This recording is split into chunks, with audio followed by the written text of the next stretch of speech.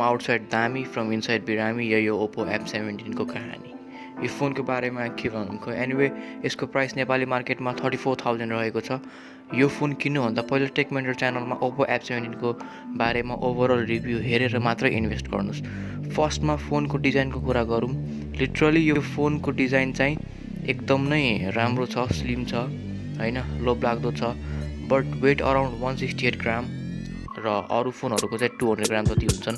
Thickness पनि एकदमै कम छ, 7.4 mm एन्ड ब्याक प्यानल चाहिँ लेदर फिनिसिङ भएको छ, जुन कि एकदमै एट्र्याक्टिभ छ।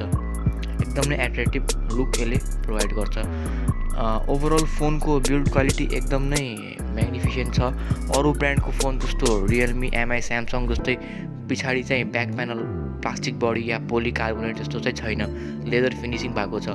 विदाउट कभर राम्रै देख्छ, बट फोन जति प्याम्पर गरे नि क्र्याक भइहाल्छ। अब डिस्प्लेको कुरा गर्दा चाहिँ डिस्प्ले चाहिँ यसमा हामीले 6.4 इन्चको सुपर एमोलेड हेर्न मिल्छ and in display fingerprint sensor पनि हेर्न मिल्छ। भिडियो हेर्दा फुल एचडीमा चल्छ, त्यस्तो प्रब्लम केही आउँदैन। अनलाइन भिडियोहरू हेर्दा त्यस्तो केही ल्याग स्याग केही आउँदैन। र पोर्टको कुरा गर्ने हो भने चाहिँ दुईवटा सिम कार्ड एउटा एक्सटर्नल मेमोरी कार्ड हाल्ने पोर्ट रहेको छ। 3.5 mm को ज्याक हेर्न मिल्छ। नाउ मेन प्रोसेसरमा ओप्पोले अलिकति कम्प्रोमाइज गरेको छ। स्न्यापड्रागन 662 यो प्राइसमा अन्डर पावरिङ छ। पोको X3 कै कुरा गरौँ। पोको X3 को कुरा गर्ने हो भने चाहिँ यो प्राइस सेगमेन्टमा स्न्यापड्रागन 732G प्रोभाइड गर्छ पोको X3 ले चाहिँ, बट ओप्पोले चाहिँ 662 प्रोभाइड गर्छ। डे टु डे युसेजमा नर्मल काम गर्दा युट्युब, एफबी, वाट्सएप र नर्मल गेमहरूको लागि प्रोसेसर गुड, बट गेमर हुनुहुन्छ भने यो फोन चाहिँ नकिन्दा हुन्छ। कल अफ ड्युटी जस्तो गेम खेल्दा अलिकति ल्याग आउन सक्छ, त्यस्तो सेटिस्फाइङ हुँदैन। सो स्न्यापड्रागन 662 ले चाहिँ अलिकति कम्प्रोमाइज नै गरेको छ।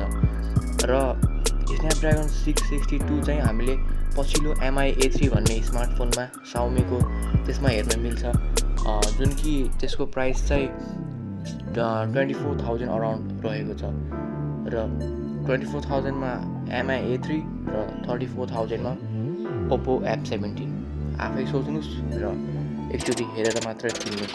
र क्यामेराको कुरा गरौँ, ओप्पो F17 मा चाहिँ यो प्राइस सेगमेन्टमा एटलिस्ट 48 MP त हुनुपर्ने हो, बट 16 MP हालिदिएको छ।